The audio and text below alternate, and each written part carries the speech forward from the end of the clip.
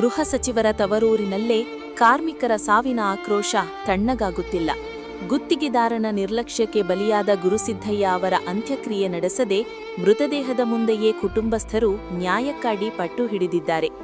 ಗುತ್ತಿಗೆದಾರ ಚಂದ್ರಕಾಂತ್ ನೇತೃತ್ವದಲ್ಲಿ ನಡೆದ ಜಲಜೀವನ ಮಿಷನ್ ಕಾಮಗಾರಿ ಇಂದು ಒಂದು ಕುಟುಂಬವನ್ನು ಬೀದಿಗೆ ತಂದಿದೆ. ಕೆಇಬಿ ಅನುಮತಿ ಪಡೆಯದೆ ಕೆಲಸ ಮಾಡಿಸುತ್ತಿದ್ದಾಗ ವಿದ್ಯುತ್ ಶಾಕ್ ತಗುಲಿ ತಿಂಗಳುಗಟ್ಟಲೆ ಆಸ್ಪತ್ರೆಯಲ್ಲಿ ನರಳಿದ ಬಡ ಕಾರ್ಮಿಕ ಇಂದು ಕೊನೆಯುಸಿರೆಳೆದಿದ್ದಾರೆ. ಸಾವಿನ ಸುದ್ದಿ ತಿಳಿದಾಗಿನಿಂದಲೂ ಅಗಸರಹಳ್ಳಿಯಲ್ಲಿ ಉದ್ವಿಗ್ನ ವಾತಾವರಣ ನಿರ್ಮಾಣವಾಗಿದೆ. ಮೃತದೇಹವನ್ನಿಟ್ಟುಕೊಂಡು ಹೆಂಡತಿ ಲಕ್ಷ್ಮದೇವಮ್ಮ ಮತ್ತು ಮಕ್ಕಳು ಕಣ್ಣೀರಿಡುತ್ತಾ ಪ್ರತಿಭಟನೆ ನಡೆಸುತ್ತಿದ್ದಾರೆ.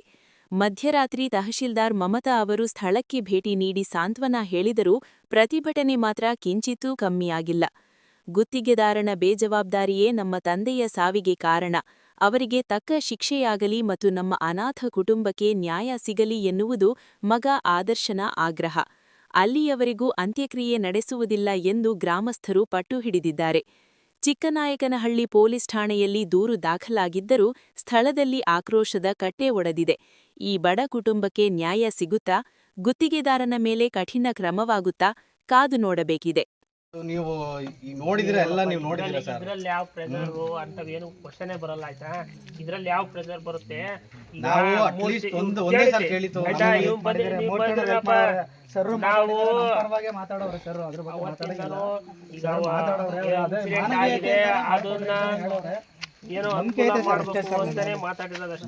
ಎಕ್ಸ್ಪೆಕ್ಟೇಷನ್ ಏನು ಇರಲಿಲ್ಲ ಸರ್. ನಮ್ದು ಏನು ಇರಲಿಲ್ಲ ಸರ್ ಎಕ್ಸ್ಪೆಕ್ಟೇಷನ್.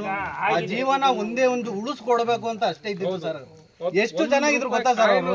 ಕೈ ಕೊಡ್ರಿ ಅಂತ ನಮಗೆ ₹1 ಬೇಡ ಬೇರೆ ಪೇ ಮಾಡ್ರಿ ಅಂತ ನಾವು ಕೇಳ್ರ ಸತ್ಯ. ಇಷ್ಟು ದಿನ ಝೀರೋದಲ್ಲೇ ಈಗ ದುಡ್ಡು ತಗೊಂಡು ಏನು ಮಾಡಬೇಕು? ಈಗ ಸಡನ್ ಕಣ್ಮುಂದೆ ಇಲ್ಲ ಅಂತಂದ್ರೆ ದೇವನಿಂದ ಏನಣ್ಣ ನಿಮ್ಮ ಹತ್ರ ಮೂರ್ ತಣ್ಣರು ಏನು ಬೇಡ ನಮ್ಗೆ ಮಾಡ್ಕೊಟ್ಟವ್ರ ಎಕ್ಸ್ಪೆಕ್ಟೇಷನ್ ಇದ್ದಿತ್ತು, ಹುಷಾರ್ ಮಾಡ್ಕೊಡಿ ಅಂತ ಎಲ್ಲ ಬಾಡಿ ಒಳಗೆ ಏನು ಮಾಡಕ್ ಆಗಲ್ಲ. ನಮ್ಗೆ ಬಾಡಿ ಇದ್ದಂಗೆ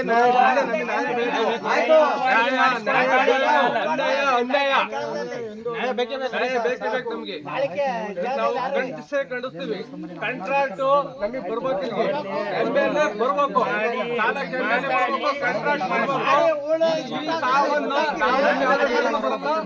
ಸಾವನ್ನ ಕಡಿಸಿ ಒಂದೇ ಅನ್ಯಾಯ.